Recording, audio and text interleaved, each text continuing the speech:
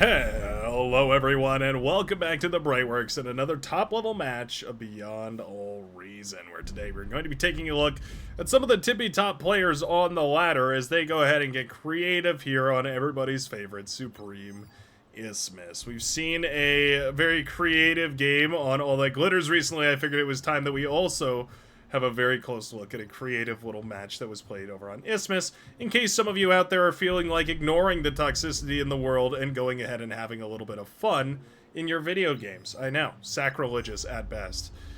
Today, spawning as the blue team leader, as a core commander in the backline, and wearing a beautiful pumpkin on their head. It's gonna be the one and the only Malady. Malady, man, a commander that I remember watching when I was learning to play bar. Like, this is old school skill that we're going to be watching here today. So I'm very, very excited. As always, I am excited, but especially excited today here to see what Malady can get up to when we have unlimited options. Kind of in the backline playing as an air commander, there's really ultimately so many things that Malady could be going for here. So I'm going to be keeping an eye open here just to see what on earth we can find, and maybe, just maybe, we'll all learn how to play some air too. Man, see, even that's something I wouldn't have thought of. You can just build your wind turbines in front of your air lab. It doesn't matter. Those planes go up, they don't go forward. Spawning on the other side and already getting harassed right here, it's the red commander Immort. 55 open skill, and going to be leading the red team right here as we do have a couple of rascals shutting down a rover. Always good to see. Those core rascals are very, very popular. If you're at all interested in 1v1 content, now would be the opportunity for you to go ahead and check out the comment section, or pardon me, the description. It's nearby the comment section. You're welcome to go investigate that as well. To go check out the description of this video, where I will also have a link to Barcast TV's channel, where I'll give you a little bit of an insider secret. There should be a couple of casts coming out of the 1v1 tournament that was just, well, the round of 16 just wrapped up, and so they'll be heading into the round of 8 here shortly. I'm very, very excited because I've been asked to cast a couple of those, but there's also a whole bunch of other talented casters that have been showing up on that channel. It's an excellent place to go check out some 1v1s. We just got finished taking a look at a whole lot of rascals over on that channel. Alright, shuriken in the air to try and clean some of this up. I'm glad to see that we're working with the team here. We do still have some units causing trouble, though. A bunch of grunts pushing forward, and my goodness, what an aggressive start. I love to see it. Yeah, complying malicious. The Maroon commander here has gone ahead and gone for some Centurions on the front line, trying to hold on to the front with those good old-fashioned meatball bots. Moving forward here to try and contest, well, basically anything that comes out. The res bot now going to be headed out here to try and reclaim as well. Actually, a relatively slow start in this front line. Usually we see res bots into grunt spam. Apparently not going to be the case this time. Okay. Immort, the red commander here, getting back into the game. Going to be rebuilding, more so the pink commander rebuilding here. We do have, oh man, look at that. Is this shuriken trying to paralyze the lab? How pesky is that? Yeah, we're just paralyzing whatever we can. We're gonna hit the metal extractors, we're gonna hit the cons. Isn't that just the most annoying thing you've ever seen? A single shuriken just floating around, paralyzing whatever it can. Trying to paralyze all these units over here. Is it gonna paralyze the shurikens? Can it? Why do we have warring shurikens right now? Commander, okay, it's so strange. Commander, self-destructed. Look at this. Yeah, he's going over here. He knows that there's something to reclaim this commander. Oh, how cheeky. How cheeky. Yeah, paralyze the build power. Oh yeah, paralyze the build power. Now this laboratory can't actually be built because these are paralyzing it. Okay. Oh, it's so easy, but it's also so annoying. Like, this is just impossible to deal with. Wow. Yeah, there's no build power back here, so these guys are just stuck. Commander, We've completely, I mean, entirely shut down the timing here. Can we shuriken a shuriken? Can you double stamp a triple stamp? I have no idea. I don't think that's in the rules. Look at this. Finally, a fighter comes to clear this up. It's not a lot. It's like 30 seconds, maybe a minute that we were stalled out right there, but maybe that's all it takes. Maybe that really is the only difference maker, is that your T2 can come out a couple minutes faster. I'm glad to see it. I'm thrilled to see a different form of skill expression. Very cool to see. A couple of Garpikes, by the way, speaking of skill expression, popping up out of the water right here and starting to blast away at the constructors of the Cyan commander, starting to try and whittle down some of the build power attached to that laboratory. Shuriken are pumped out here to try and shut these down too. The Garpike are resistant to EMP, so it does make them quite difficult to paralyze. One of them finally gets paralyzed, but not before at least one of those mexes and all 4 cons does fall here. that makes this front line a little bit more, yeah, a little bit more contested, right? This suddenly is an army that's not going to be growing as quickly. Avant-Garde has to restart constructors in the backline in order to get that build power back up and running. It's very annoying to deal with, right? We have the forces to stall this front line, though, so as long as we can keep them alive with a little bit of repair, all is well. But we're on a timer. Navy battles also going on here, as it looks like we have a nice heated contested battle going on. Some missile boats firing away here from the green and brown commander, and on the northern sea, looks like we have the powder blue commander going to be going up against the tan commander, both of which going for very standard sort of build orders here in the ocean. T2 lab finally up and running here. Oh man, that is, I'm still dying over that early shuriken play.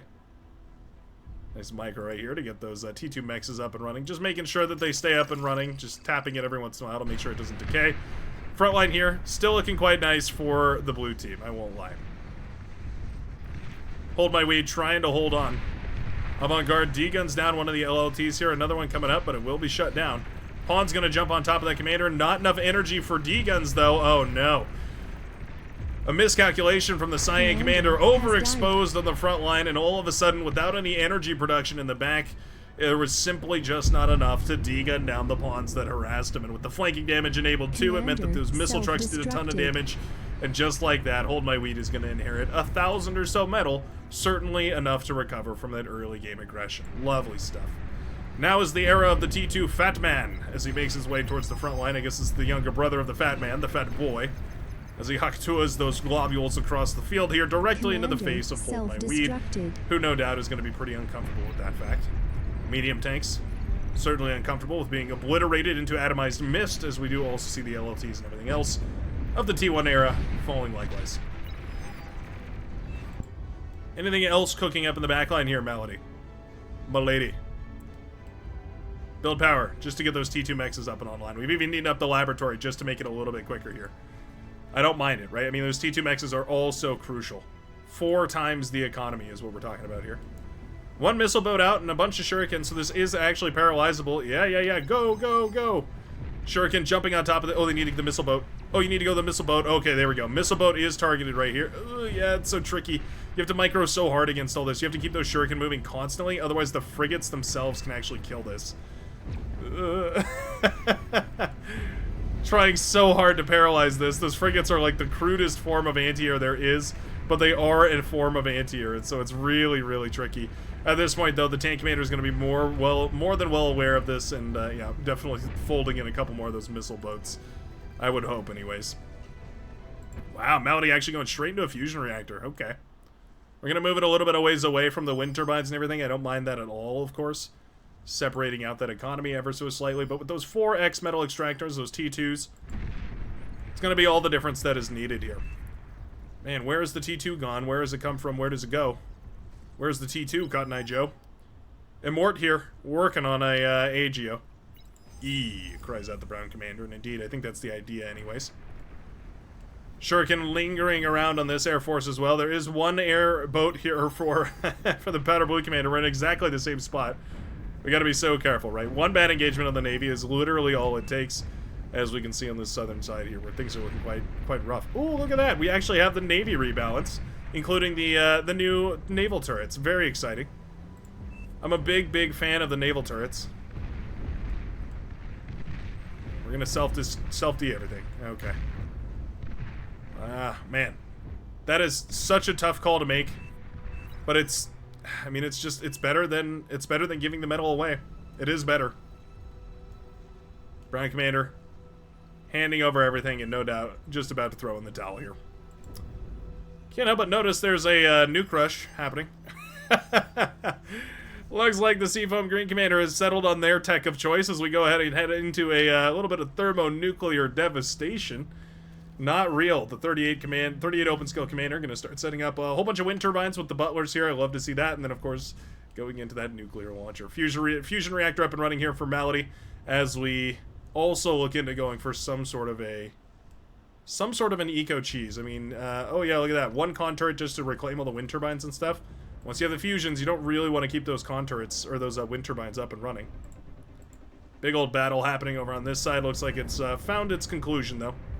Tank commander ahead now on eco, especially as we get those T2 mexes underway. There's just more of them available here for the Tancom, so eventually this eco is going to outscale the powder blue commander. This island is nice, but without T2, it just doesn't matter. Love that we have the build power here, though. At the very least, it does mean the wind turbine is going to, or the wind turbines are going to be building up here, scaling that energy production quite nicely. And our tank commander is not eager to take a bad fight here either. Nice micro so far from the powder blue commander, but there's just only so much you can do. It's just a numbers game at the end of the day. Front line easily cleared up here by the fat boys. Rattlesnake up on the high ground, super difficult to deal with. And of course we'll have tons and tons of range. Can reach out well past, or well into that midpoint here. Going to start whittling away at a bunch of these forces, instantly killing the T1.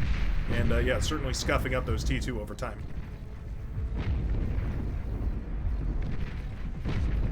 It's not an ideal answer, but it is at least an answer to the ever-encroaching powers of the fat boy. Shuriken also ready. Yep, the time is now. Shuriken are pulled in an anti-air-less front line here. No anti-air whatsoever. Oh, the heavy transport moves in. Oh, look at that. He catches one of those fat boys with the heavy transport. How cheeky is that? Well, there you go. There's a solid 1400 metal exactly down the drain. Can we get a capture command? Can we get a capture command from the orange commander? Oh, yeah. Perfect. Perfect stuff. Fighters coming in to deny it here. They managed to snipe the transport, so it can't be captured. What a cheeky little play right there from our hot pink commander. I love that. Beautiful, beautiful stuff. Yeah, suddenly this army doesn't want to push forward anymore, and I gotta wonder why. Maybe it's that they don't want to be converted to the enemy team. Putting the fear of capturing in the hearts of man. Torpedo launcher set up to kill this submarine, actually. We'll manage to kill that submarine. Res sub under the water here, though, for the tank commander. We'll reclaim a whole bunch of the metal here. Meaning that all said and done, this is going to be a pretty good spot for the tank commander still. AGO coming up and running for our tank commander here. Advanced shipyard actually already up and running. Very nicely done. How's that nuke coming along? We're about 80% of the way there. Almost done with it, but not quite. Ecos for everybody looking quite nice. Sharpshooters being picked up and deployed to the front line here. Transports ready and available to drop these sharpshooters to the front. No doubt to deal with some of these heavier hitting units, the fat boys rather. Love that we have the scouts out in front here though, making it quite difficult. Rattlesnake continuing to fire away is super annoying. The high arc mode mixed with the low arc mode kind of makes it look like there's multiple. I wonder if it's having a psychological effect here on the blue team, who's now wondering just exactly how many of those static defenses are there actually holding on. Too much. Yeah, I feel like they might think there's a whole lot more over here than there actually is. It's just one rattlesnake, but it feels like it might be a whole lot more just because it's kind of mixing the fire up a little bit. Not an intentional effect, I don't think, but an interesting one. And here it is. Never seen an early nuke rush by the Skinner. Apparently today's the day. Nuke not quite done yet. I wish we had a little timer. It'd be kind of nice to know exactly how much time is coming up. Feels like that would be useful information for sure. Yeah, this thing doesn't track it. I don't know if it even can. Anti-Nuke coming out of the laboratory here for the yellow commander. It's a mobile anti-nuke, so at the very least it might be able to move and catch the nuke. Loads of good targets here, though. All of the frontliners, of course, are going to be an obvious target. The midliner here, the red commander, also with the AGO, an extremely explosive target. And, of course, the backliners are always a prime target as well, especially the tech player. Anti-Nuke comes up in just a couple of seconds here, though. We're about almost done with it, and now, 14 minutes into the game, we have the Anti-Nuke up and running. We have the nuke over halfway charged. This is going to be a pretty close race, actually. Fat Boy handed over here to the green commander so the purple commander can focus a little bit more on that tech as we get a little bit more invested here. AGO, obviously super explosive, but in these high-level matches, you kind of got to risk it. Meanwhile, Shun nuclear bombers up and running. At least one of them anyways. The Lich now up and running and going to be heading out on the map trying to find some value here. Do we have any scouting information? Doesn't look like it. Ooh, yeah, Fat Boy trying to connect with that commander. He wants it. Complying malicious. Commander has will go died. down. Maroon Commander falls on the front line here. Rattlesnake still firing away into the distance. We are just moments away from this nuke's launch. Anti-Nuke, not yet charged for the yellow commander. Nuclear missile. Plotted already. There it goes. Rising high into the sky to go strike the other side of the map, and certainly this is the moment where the red team thinks, damn. I've certainly been the target of this rush. It's certainly difficult to defend. And all of a sudden that nuke does connect. Boom! Right square into the middle of the red commander's entire base. Are we going to leave the game? This is the moment where men are realized. Where men are decided. Does Amort begin rebuilding with the commander that hold my weed hands over? Commander Or do they simply has leave the died. match? Looks like we're going to stay, and I applaud that sincerely. That's the nuclear bombers, by the way, targeting down, well, this area over here on this side, trying to bomb apart this laboratory and anything else that we can find. Nicely done. Lab does fall. Commander is not scouted here, though, so these bombers don't know what to target. Oh, unless we do. Oh, okay. We might know what to target. Melkron in a little bit of trouble. Needs to land the D-gun on the bomber as it comes in for the approach. Virtually impossible, but I have seen it done just once before. Maybe it's the move. Anti-nukes are now being built up everywhere here for the for the red team, as you can see. Missile boats causing a whole bunch of problems off the shore here for ritual murder. Or, well, causing problems rather for the red team, but from ritual murder. Sheldon pushing forward right now, but the oomph has kind of been taken out of the sails here. Suddenly, without their midline tech player, this looks a whole lot more rough. Immort, seriously, man. Sincere commendations for sticking in this game. Most commanders would have thrown in the towel. Commander has Oh, died. he tried for the D-gun, it just couldn't quite reach. I love that. Alright, this island's basically cleaned up here. I mean, there's, yeah, some more things to blow up. A couple of LLTs and E-storage. Those don't really matter too much, though. Really, what we need to start targeting are some of the really valuable targets over here on the land. Commander's, of course, an obvious one. This rattlesnake would be super nice to actually take care of, though. Obviously, you're effectively sacrificing the... You're basically throwing away the nuclear bomber to do that. But it is actually metal efficient, I do believe. Where's that bomber at? 2200 metal versus 2500 metal. Different strategic tools, right? So there's debate about whether it's worth it or not, but a viable possibility. Looks like the ducks here that have been masked up by the red commander before getting nuked will be cleaned up nicely here by our green comm as well. Love that we maintained enough of a navy to deal with that. Oftentimes you'll see commanders pivot out of the navy so quickly that they can't actually deal with a duck or platypus attack. It's obvious, right? Like, you want to get into the helping your team as quickly as possible, but sometimes it can end up hurting your team. Nuclear bomber. Sort of sleeping on the job over here. Fighters moving in. They are fighting against T2, and, well, T2 is fighting against T1 here. So the fight goes decently for the blue commander. Still not nearly enough, though, to break through the entirety of the defenses. Meanwhile, nuclear bomber takes out the AGO on this side. It was a little bit of a distraction. How cute is that?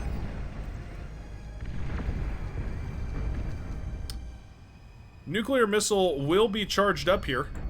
Salamander is now following up that attack as we move into the midsection. The Cerberus AGO has been built right here. Or rather, the Cerberus geothermal plasma battery. That's cool to see.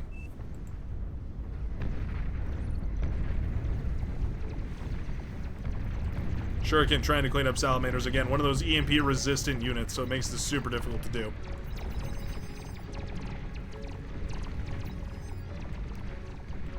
Yep, salamanders finding their way into the backline here, causing a bunch of issues for the pink commander.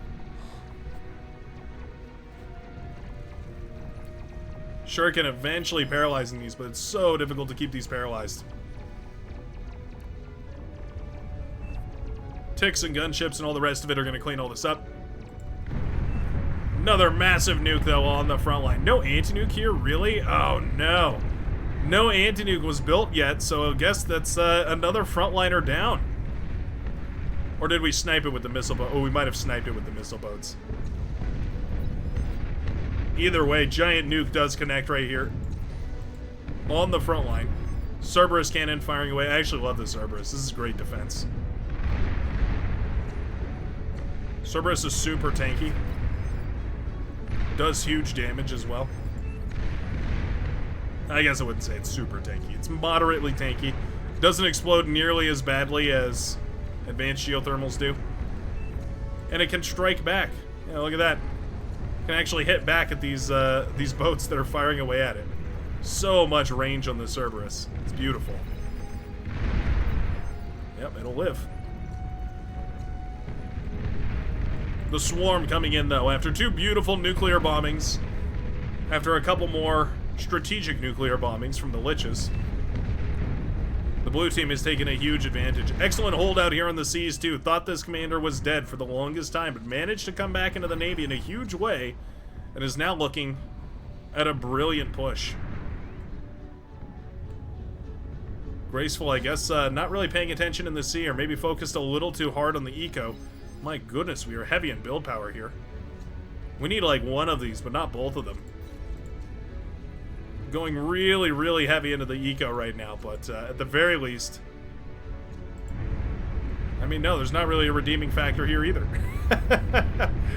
This is just an unfortunate loss of the sea all of a sudden. This is thousands and thousands of metal that's going to be going back towards Prime Hybrid, who's managed to make a fantastic recovery. EMP bombers coming out here now. Dropping those heavy EMP warheads, paralyzing the laboratory and all the build power here. Frontline in shambles as the Starlights also break forward. With the Grunts for a little bit of scouting and the Starlights for supreme alpha damage. The red team is now falling to the frontline fodder.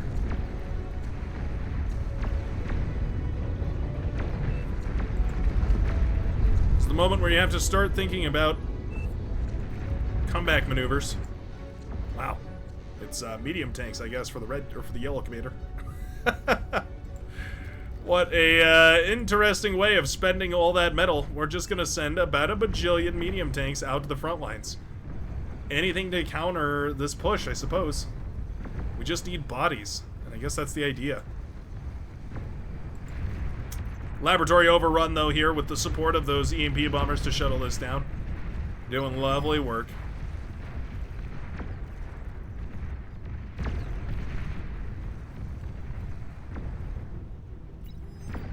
The medium tanks just swarming. We have barely enough metal production to actually sustain these labs. I think we could probably sustain 3 or maybe 4 labs, but 5 is a little much. Call me crazy, but it's kind of working. In the weirdest of ways, it is sort of working.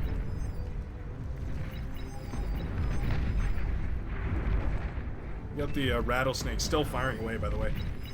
Kind of impossible to deal with this. Like, we need the air to basically kill this rattlesnake. There's not really another great way of dealing with it. Anti-Nuke is the target right here. Oh.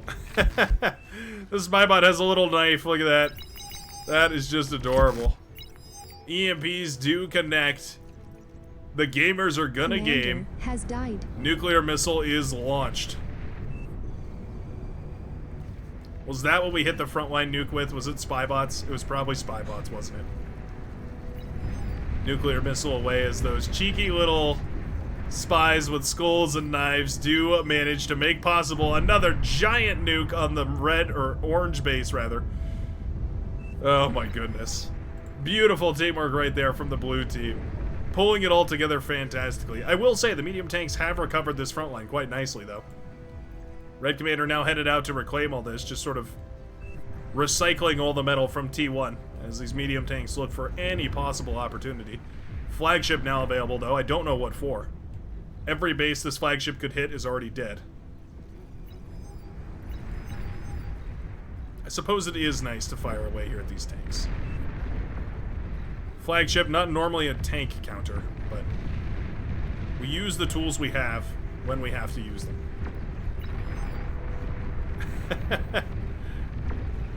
I love the ambition here from the medium tanks. I just don't think there's enough damage in them in order to break through this.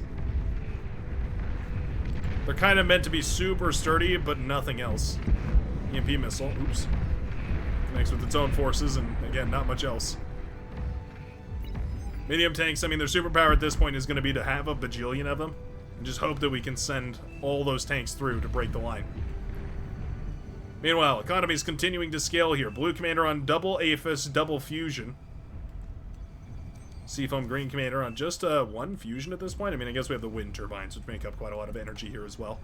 Yeah, okay, 6,000 or so energy. Not bad. 2 APHIS's worth of energy and wind turbines. Okay.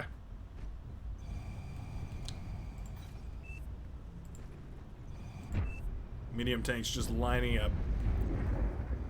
I love that we did remember to include resbots, though. I mean, obviously you need those, because if you're going to spend all this metal on T1 medium tanks, you may as well get some of it back.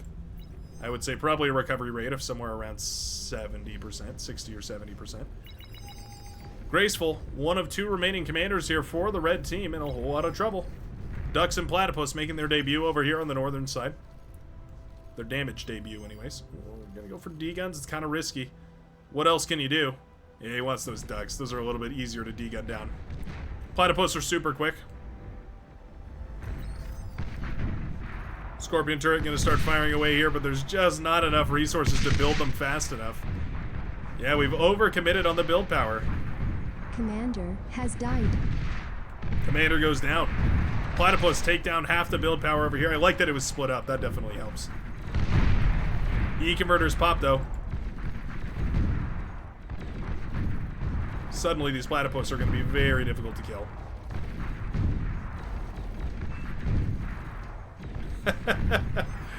Slowest death ever, but the tank commander does eventually fall as the platypus overwhelm it. Now we have the blue commander heading in for a little bit of a scout here. Just sending fighters with a bunch of scout planes just to try and take a little peek-see at what's going on in the backline. Scouts will, however, with their massive sightline, reveal exactly what's happening in the back. Platypus and... what are they? Platypus and ducks. Not quite done yet. One of those big bundles of E-converters will pop right here. Yellow commander in a little bit of trouble. Went for another APHIS, trying to greed up a little bit here. So yeah, another nuke down in the front line. Not sure how much it'll matter here, though. Ducks are kind of great anti-tick, actually. Their heavy laser is just enough to kill one of those ticks, more or less. They fire them pretty frequently. We target the E-converters. The OP-T1 E-converters falling now. The ducks making a valiant push deep into the heart of the yellow commander's base. Destroyed. They are trying so desperately to take down that APHIS. I don't think they're going to get it.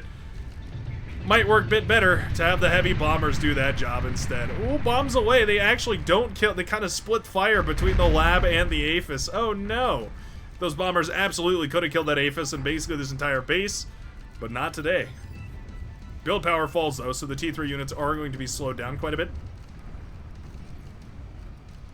The red team holding out against all odds. Nowhere near the eco to sustain that holdout. Medium tanks are basically just a blind threat. We got some artistic vision coming out here from our pink commander, Hold My Weed, who's definitely ready to see this match end.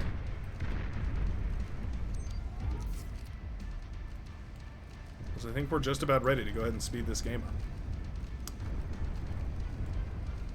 Where is our last commander? We have Sunshine's over here, and do we have another one? We must have another one somewhere. I don't see it, though.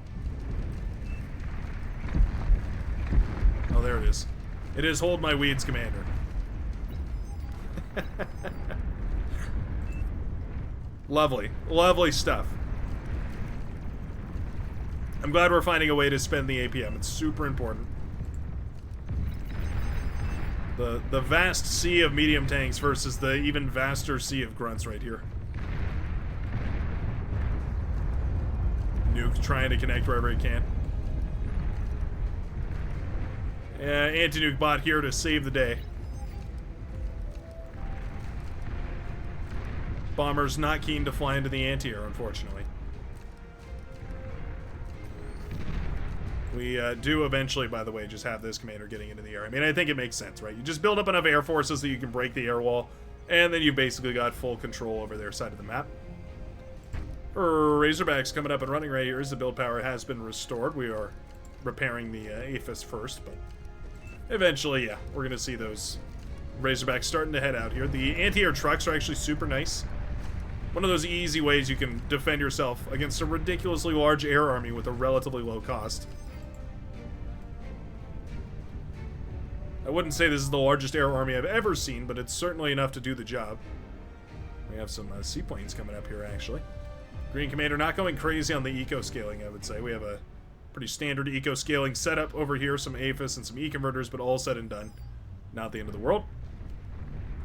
Fighters moving in to try and start engaging here, just picking off some of the enemies one by one. You know what? Actually taking a pretty good fight here. Not a lot of swarm in the pink swarm, so the blue fighters do take a pretty good trade. You know what? The swarm has arrived.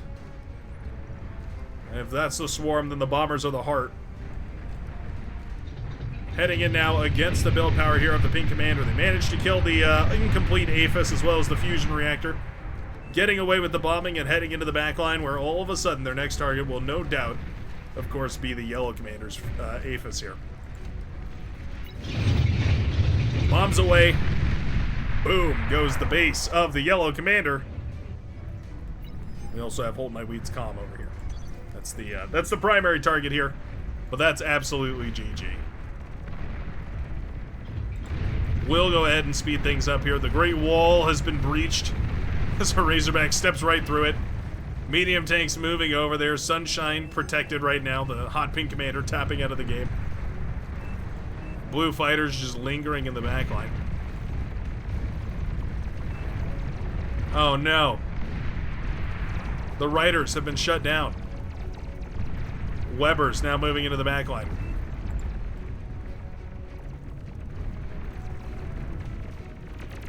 Are we trying to friendly fire our own commander? Why are we friendly firing our own commander to death? Okay. There are easier ways. We could simply hit the resign button, or of course just hit the take button. Okay. You know, just because they've all got super huge OS doesn't mean they have super huge IQ. There we go. It looks like our orange commander will be our hero for today. Excellent victory from the blue commanders. Especially wonderful victory here from our blue and naval commander on the northern side, who held against unbelievable odds. And after a little cheeky nuke rush and some wonderful shuriken plays, just a fabulous game all around. I have to say, that was one of the best games of Supreme Isthmus that I've seen in a good long while. Let me know what you thought about it, though, down below in the comment section. And I hope to see you again in the very next match of Beyond All Reason. Peace out, everybody.